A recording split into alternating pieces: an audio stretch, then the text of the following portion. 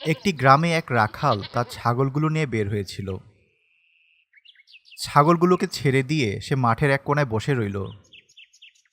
তার খুব দুশ্চিন্তা হচ্ছে, এমনিতেই বৃষ্টিপাত হচ্ছে না, তার উপরে গ্রামের বেশিরভাগ জায়গার ঘাসগুলো গরু ছাগলেরা খেয়ে ফেলেছে, যার কারণে তার এবং গ্রামবাসী গরু ছাগলেরা ঠিকমতো খেতে পারছে না।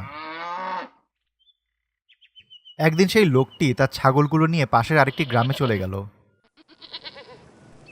সেখানেও প্রায় একই অবস্থা, কিন্তু সে খেয়াল করল নদীর ওই পাশে তাজা ঘাস দেখা যাচ্ছে, কিন্তু নদীর স্রোত এতই বেশি যে ছাগলগুলো নিয়ে সেখানে যাওয়া প্রায় অসম্ভব। সেদিন ছিল জুম্মার দিন। রাখাল তার ছাগলগুলোকে বেঁধে রেখে জুম্মার নামাজ আদায় করতে গেল। সে সময় খুতবা চলছিল। মসজিদের এক আলেম বয়ান করছিলেন। যে কোনো কাজের শুরুতে বিসমিল্লাহ বললে তার যে কতটা বরকত হয় এটা নিয়ে তিনি বয়ান করছিলেন। ওই এলাকায় এটি ছিল রাখালের প্রথম জুম্মা। আলেমের এই কথাটি তার বেশ মন জয় করে ফেলল। সে নামাজ শেষে ফিরে গিয়ে তার ছাগলগুলো নিয়ে বিসমিল্লাহ বলে স্বাচ্ছন্দ্যেই নদীটা পার হয়ে গেল। এভাবে সে প্রতিদিন একই কাজ করতে থাকল। তার ছাগলগুলো অন্যদের ছাগলের তুলনায় বেশ মোটা তাজা এবং স্বাস্থ্যবান হয়ে গেল। এইটা দেখে গ্রামবাসীরা সেই রাখালকে জিজ্ঞাসা করল যে সে ছাগলগুলোকে কি খাওয়ায়, যার কারণে তার ছাগলগুলোর স্বাস্থ্য এমন ভালো হলো।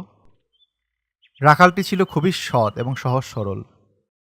সে নির্দ্বিধায় বলে দিল সে জুম্মার খুতবায় বিসমিল্লার বরকতের কথা শুনে খুবই অনুপ্রাণিত হয়েছে এবং তারপর থেকে সে প্রতিদিন বিসমিল্লাহ বলে নদীটি পার হয়।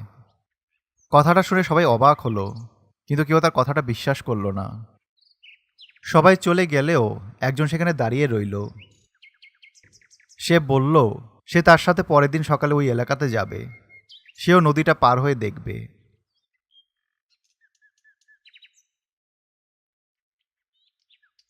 পরের দিন সকালে রাখালের সাথে সেই লোকটিও গেল। নদীতে উতাল পাতাল ঢেউ চলছে। সেই লোকটি সাথে করে একটা রশি নিয়ে গিয়েছিল। রশিটি তিনি নিজের গায়ে বাঁধলেন এবং আরেকটি অংশ তিনি গাছের সাথে বেঁধে নিলেন, যাতে তিনি নদীর স্রোতে ভেসে না যান। এবং ভয়ে ভয়ে বিসমিল্লাহ পড়ে যেই না তিনি নদীতে পা দিলেন, তখনই তিনি পিছলে পড়ে গেলেন। নদীর স্রোত তাকে টেনে নিয়ে যেতে লাগলো, কিন্তু তার শরীরটা রশি দিয়ে বেঁধে থাকার কারণে সে কোনোভাবে রক্ষা পেল। এটা দেখে রাখাল বেশ অবাক হলো, কেননা এমনটি হবার কথা নয়। রাখাল নিজে বিসমিল্লাহ পড়ে তার ছাগলগুলোকে নিয়ে নদীর ওপারে চলে গেল। তাদের কোনো সমস্যা হলো না। এটি দেখে লোকটি অবাক হয়ে চেয়ে রইল।